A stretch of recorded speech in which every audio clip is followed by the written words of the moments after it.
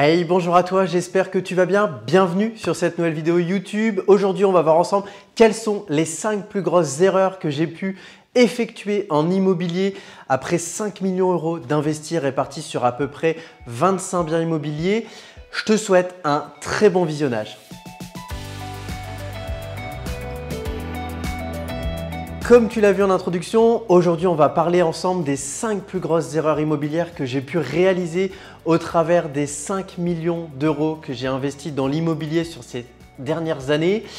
Le but de cette vidéo, c'est justement de te partager mon expérience de vie pour que tu puisses comprendre justement quelles sont les erreurs qui ont eu un impact assez signifiant sur mes investissements locatifs et à l'inverse, quelles sont les solutions que j'ai trouvées pour éviter d'avoir une vraie épine dans le pied que je suis obligé de conserver avec moi.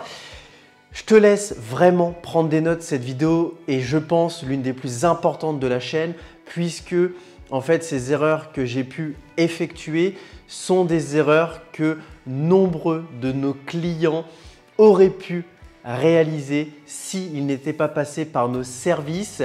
Et donc justement, l'intérêt, c'est de te donner ces tips, même si, comme je le dis toujours, le but, c'est d'être entouré au quotidien pour éviter de faire des nouvelles erreurs que tu n'as pas encore pu expérimenter.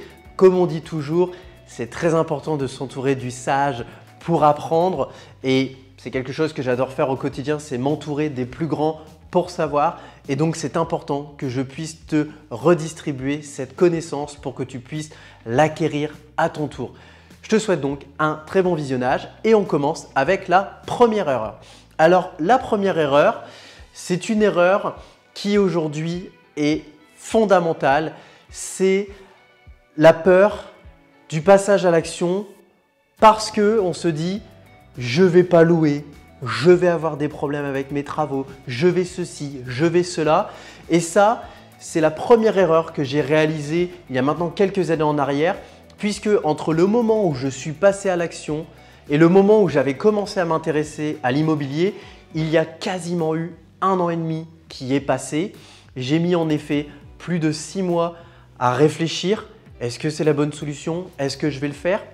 Et j'ai ensuite mis quasiment 6 mois tout simplement pour me former puisque je pars du principe que si on veut faire quelque chose dans la vie, le réussir, il faut avoir un minimum de connaissances pour justement exceller et surtout être crédible lorsqu'on échange avec les interlocuteurs que l'on rencontre au quotidien. Et la troisième phase, les 6 mois restants, sont les 6 mois que j'ai perdus entre guillemets à chercher la pépite dans laquelle j'allais investir. Donc vraiment, si tu dois retenir, la plus grosse erreur, c'est de ne pas passer à l'action et le meilleur moment, je le dis toujours, c'est maintenant.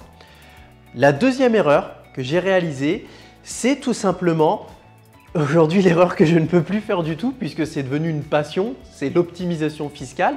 Puisqu'en effet, oui, la deuxième erreur que j'ai faite, c'est une erreur de régime fiscal. Aujourd'hui, la fiscalité en France est assez complexe puisque grosso modo, dans les grandes lignes, on a 9 possibilités de régime fiscal répartis en 3 grandes familles, les revenus fonciers, c'est-à-dire quand on loue nu, les revenus BIC, bénéfices industriels commerciaux, quand on loue meublé, et les revenus, diront société, quand on fait de la SCI, de la SARL, etc., etc. Et donc en fait, quand on débute, il est extrêmement compliqué, à moins de bien s'entourer, de choisir la bonne fiscalité. Et c'est ce que j'ai vécu à l'époque, puisque sur mon premier bien immobilier, je touchais 580 € par mois de loyer, quand sur le deuxième, j'en touchais seulement 530 et pour autant, une fois que j'avais payé mon crédit et mes charges annexes alors qu'on était sur la base des mêmes chiffres à peu près à quelques euros près, je gagnais plus d'argent avec mon bien à 530 € de loyer que mon bien à 580 parce que, accroche-toi bien, je payais plus de 230 € d'impôts par mois sur le premier projet quand j'en payais 0 sur le second. Tu te doutes bien que j'ai vite revendu le premier pour me sauver de cette erreur fiscale, alors que le second, aujourd'hui, quelques années après, je le possède toujours. Alors, la troisième erreur que j'ai réalisée, c'est une erreur qui, sur le papier, peut sembler bête, mais qui pourtant, en fait, est tout simplement humaine. Et je ne peux pas ne pas t'en parler, puisqu'en fait, aujourd'hui, j'ai quasiment 100% des clients qu'on accompagne avec la société que je préside qui s'appelle les investisseurs du vivier. Si tu ne la connais pas, je t'invite d'ailleurs à cliquer sur le lien que tu as déjà vu apparaître plusieurs fois dans la vidéo. Tu retrouveras, tu l'as juste ici, le site internet dans lequel tu peux te promener. Tu vas voir qui on est, ce qu'on propose, les projets qu'on a déjà mis en place pour nos clients. Ça pourra aussi te donner l'envie de nous contacter puisque, comme je dis toujours, le premier rendez-vous qui d'habitude est facturé 150 € vous est offert quand vous venez de la part de la chaîne YouTube. Donc ça serait bête de s'en priver, surtout qu'il n'y a pas d'obligation d'engagement. Mais c'est vrai que ça peut changer votre vie puisque, en fait, au-delà de gérer votre projet du début à la fin pour votre compte et de vous soulager sur tout ce qui est gestion et tracas du quotidien, on est aussi dans une dynamique où en fait on est vos vrais garde-fous. Et là où on est souvent garde-fous, c'est justement sur cette troisième erreur que j'ai pu réaliser par le passé et que certains clients ont voulu connaître et ont vécu et qui maintenant, en préparant leur deuxième projet avec nous, sont totalement convaincus et ne la referont plus jamais. C'est bien évidemment l'erreur de ne pas suivre son cahier des charges. C'est-à-dire que quand on fait des travaux, on va lister en fait tout ce qu'on a à faire. Par exemple, je dis une bêtise, il faut refaire les sols, il faut refaire les murs, il faut changer la cuisine, il faut changer la chaudière. Et puis en fait, arrivé en faisant les comptes, on se dit c'est cohérent mais ça fait quand même un petit peu d'argent. Et si je grattais quelques euros? Très intelligent. Donc qu'est-ce que je vais faire? Bon, ma chaudière, allez, il lui reste 3-4 ans de vie à peu près, je ne vais pas la changer. Les murs, bon, ils sont blancs, pas très blancs, mais ça va le faire. Donc je ne refais pas la peinture. Et puis, arrivé à la fin du chantier, qu'est-ce qui se passe? En fait, on a tout rénové et on se dit mais en fait, je suis complètement stupide. Je ne comprends pas pourquoi j'ai retiré le poste peinture puisque en effet, oui, sur le papier, c'était propre, mais on a eu de la poussière, on a eu les travaux et en fait, ça ne suit pas avec le reste. Donc, je vais le réintégrer. Sauf que je ne l'ai pas emprunté auprès de la banque. Donc maintenant, ça vient de mon argent personnel et ça pique. Et la deuxième chose, c'est que on parlait de cette fameuse chaudière. Qu'est-ce qui se passe avec ma chaudière? Eh bien, pas de bol. Elle a été en arrêt pendant 1 an parce que les gens n'habitaient plus là, parce que moi, j'ai fait mes travaux. Et au moment de redémarrer, eh ben, en fait, elle ne redémarre pas. Et donc, une nouvelle fois, je me retrouve à sortir l'argent de ma poche alors que j'aurais très bien pu l'emprunter, d'autant plus que je savais que c'est des postes que j'allais avoir. Et donc, je le dis toujours, ne repoussez pas à demain, faites les choses maintenant parce que quand c'est vide, c'est le moment où vous êtes tranquille. Et quand vous rentrez dans une dynamique où votre locataire est intérieur pour y accéder, ce n'est pas toujours le plus facile.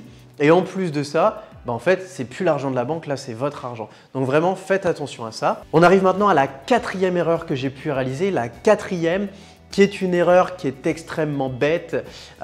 C'est dans le sens où, moi, cette fois-ci, ça va vous faire rire, mais je fais l'inverse des clients. C'est-à-dire qu'on a des clients où on leur dit, voilà, en fourchette basse, ça se loue autant, en fourchette haute, ça se loue autant. Et eux, ils gardent que la fourchette haute. C'est normal, c'est humain. Et puis, en fait, aujourd'hui, c'est bien, je suis content, je m'en félicite et je félicite nos équipes. On a toujours réussi à louer sur la fourchette haute, mais ne faites pas cette erreur de trop surestimer vos loyers. Et à l'inverse, ne faites pas ce que moi j'ai fait, ne faites pas cette erreur de trop sous-estimer vos loyers. Pourquoi? Trop sous-estimer, vous mettez une balle dans le pied, votre projet est un petit peu moins sexy au niveau de la banque et c'est important de croire en vous. C'est important de croire en votre projet. Et donc, si vous avez identifié que ça vaut 500 sur le marché, bien sûr, dans votre tête, vérifiez sur les calculs que ça passe bien si vous louez 480, mais partez pas sur une base à 450. Il faut rester cohérent et il faut écouter le marché. Et dans l'autre dynamique, ne surestimez pas vos loyers parce que si justement vous n'êtes pas positif sur une fourchette basse, justement, si vous devez louer sur cette fourchette basse, vous rentrez dans une dynamique où votre investissement n'est plus aussi efficient que vous le souhaitiez. Et pareil, lorsque vous allez faire votre prêt bancaire, les banques ne sont pas bêtes et elles vont souvent, quand elles ont un doute, vous demander une attestation de valeur locative. Et si vous dites que ça vaut 700 quand ça vaut 500, personne ne vous fera cette attestation et vous risquez de perdre votre projet. Et on arrive maintenant à la 5e erreur qui pour moi est l'erreur la plus importante. Et vraiment, c'est une erreur qui m'arrivait encore il y a très peu de temps. C'est cette erreur de toujours vouloir gratter plus. C'est-à-dire qu'aujourd'hui, il faut avoir conscience que oui, un bon investissement, c'est un investissement dans lequel on a optimisé tous les chiffres, où on a acheté bien évidemment au meilleur prix, mais à un moment, n'allez pas vous frustrer parce que vous vouliez absolument 10% de moins que le prix de vente quand vous savez qu'à 5% il est intéressant et qu'il y a la queue derrière et que tout le monde a envie de l'acheter. Parce que moi, je l'ai vécu. C'est-à-dire que 2 fois, j'ai eu un bien qui m'est passé sous le nez alors que j'avais l'opportunité de l'acheter. J'avais toutes les balles dans mon camp et je n'ai pas réussi à saisir l'opportunité. Et avec du recul, même si je me suis rattrapé et que ce soit à titre personnel ou avec des clients, on a racheté d'autres biens parce que des opportunités, il y en a toujours sur le marché. Tout ce qui compte, c'est de les saisir. On ne demande pas de toutes les acheter, il faut juste les saisir.